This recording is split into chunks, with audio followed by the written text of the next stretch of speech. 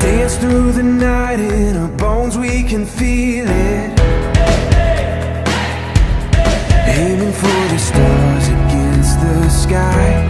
When we are together, we are bright. We'll light up. We've been waiting for this moment to come. We were made for this adventure. We feel it in our blood. We'll light up. Oke kawan-kawan, Assalamualaikum warahmatullahi wabarakatuh.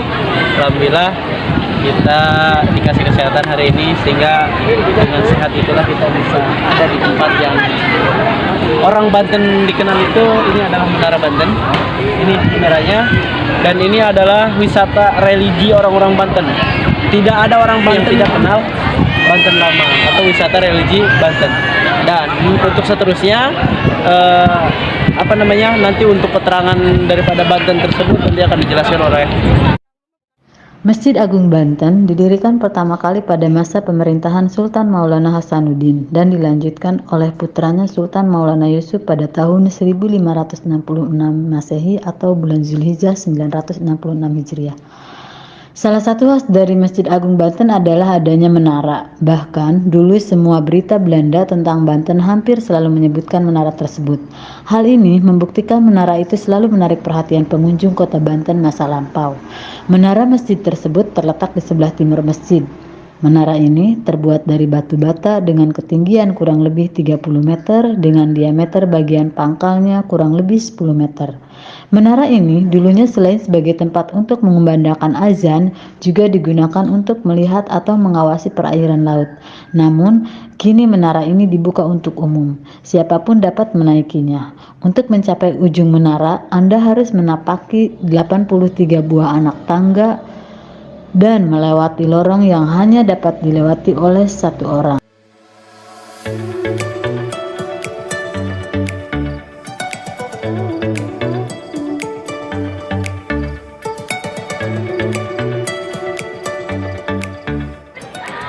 Jadi kawan-kawan, selain daripada Menara Banten yang ada di hadapan kita ini, dan saya jelaskan pula di dalamnya itu terdapat museum bersejarah peninggalan orang tua kita zaman dahulu atau pahlawan Banten pada saat itu. Terdapat keris, pedang dan lain sebagainya, sisa-sisa perang pada zaman dahulu. Dan ini juga ada Masjid Banten ini tetap sama dengan posisi yang lama. Jadi ikonnya tetap dipertahankan karena kita menghormati pahlawan-pahlawan kita, ya. Pahlawan-pahlawan kita pada zaman dahulu, sehingga ikonnya tetap dipertahankan. Ini pula ada lorong atau benteng pertahanan Banten yang posisinya ada di daerah sana tuh, kurang lebih ya, daerah sana ya, daerah situ kurang lebih. Dan itu juga adalah sejarah yang luar biasa.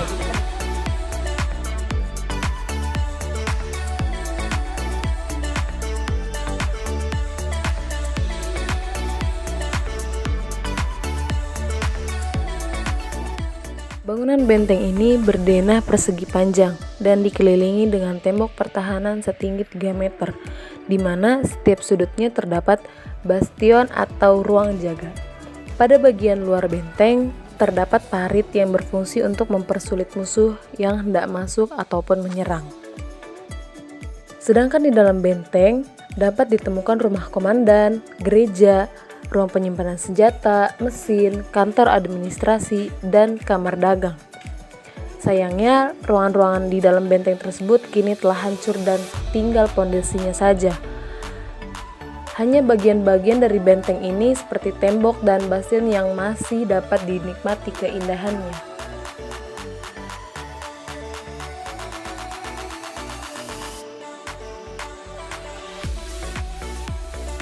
Menuju ke pintu benteng pertahanan. Nah, ayo kita bareng-bareng lah, belajar bareng-bareng dan sama-sama belajar. Kita mau ke pintu. Terangin, ini adalah pintu benteng pertahanan.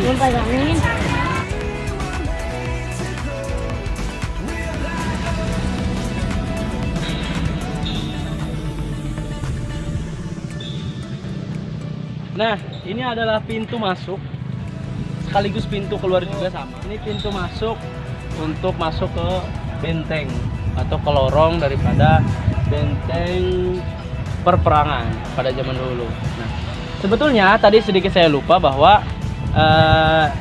di sini juga ada terbuka ruangan. Jadi dari luar itu tidak terlihat bahwa di dalamnya juga ada ruangan terbuka. Tapi ada juga ruangan khususnya yang tertutup seperti kamar-kamar kayak gitu, tempat istirahat daripada tentara seperti itu, atau prajurit-prajurit atau sultan-sultan. Nanti tinggal disesuaikan saja ya. Nah, ini adalah tempatnya. Dan kalau misalnya mau lebih jelas, ada pelangnya di situ. Apa pelang? Pelang ataupun Pemberitahuan.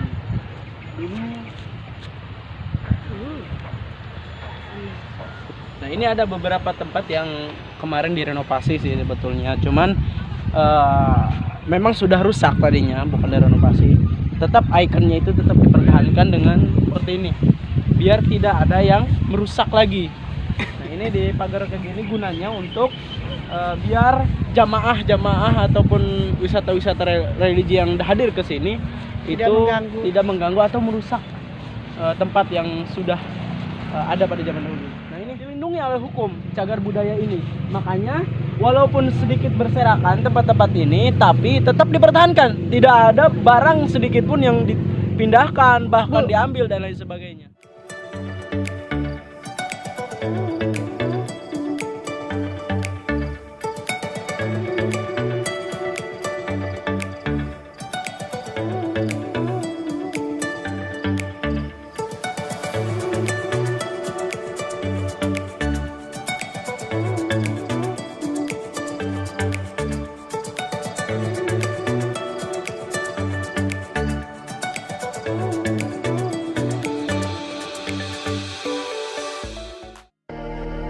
Kota Tua Jakarta, juga dikenal dengan sebutan Batavia Lama Old Batavia, adalah sebuah wilayah kecil di Jakarta, Indonesia.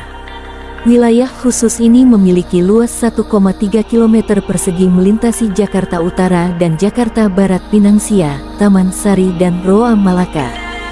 Selain itu, pada abad ke-16 ia dijuluki oleh pelayar Eropa sebagai permata Asia dan Ratu dari Timur karena merupakan jalur perdagangan yang strategis. Kota Batavia didirikan di sebuah wilayah yang dulunya bernama Jayakarta tahun 1527 sampai tahun 1619. Daerah ini berdekatan dengan pelabuhan Kesultanan Banten yang bernama Sunda Kalapa. Pelabuhan tersebut sudah ada sejak zaman Kerajaan Sunda sebagai sarana perdagangan antar pulau di Nusantara. Pada tahun 1610, pelabuhan Sunda Kelapa dan Jayakarta diserang oleh perusahaan dagang Belanda VOC, Verenigde Oostindische Compagnie, yang dipimpin Jan Pieterszoon Coen. Kemudian, pada tahun 1620, VOC membangun kota yang baru, tepat di atas reruntuhan kota Jayakarta dan selesai dibangun pada tahun 1650. VOC menamai kota baru itu sebagai Batavia. Sejak saat itu, VOC mengendalikan semua kegiatan perdagangan, militer, dan politiknya selama menguasai Nusantara, hingga dilanjutkan oleh pemerintahan Hindia Belanda. Nama Batavia digunakan sejak tahun 1621 hingga tahun 1942 Belanda ditaklukkan oleh Jepang. Kemudian, Jepang mengganti nama Batavia menjadi Jakarta dan bertahan hingga saat ini.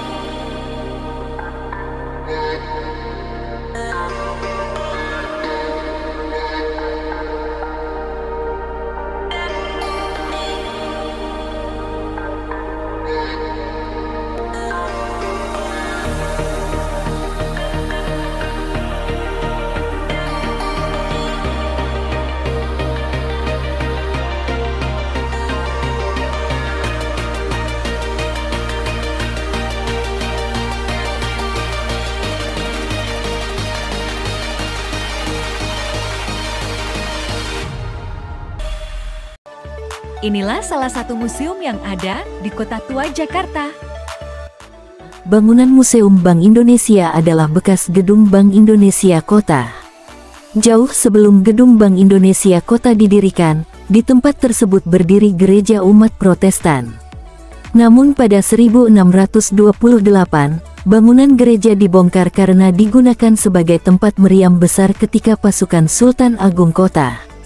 Bangunan 2 lantai yang saat ini dijadikan sebagai Museum Bank Indonesia adalah karya arsitek Ed Kuipers.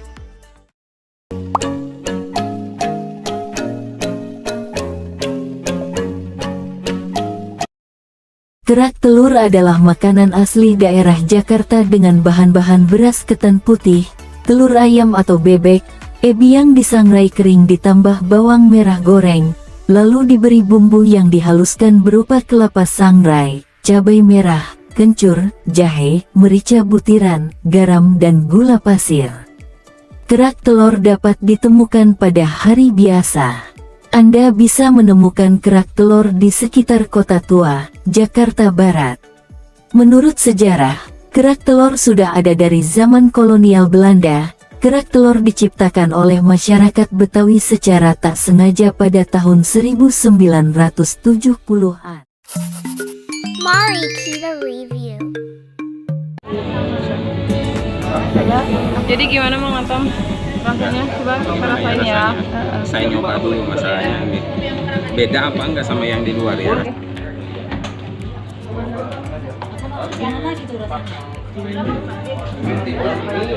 Enak sih. Nano. Ratingnya berapa? 1 nyampe 10 ratingnya berapa? 9 lah. 9 lumayan. Untuk rasa lumayan dan telurnya juga kerasa. Pokoknya best. Coba menurut Bu Sam, berapa? Rasanya gimana Bu? Enak lumayan. Berapa nilainya? 7 ratingnya, 7 berarti. Oke.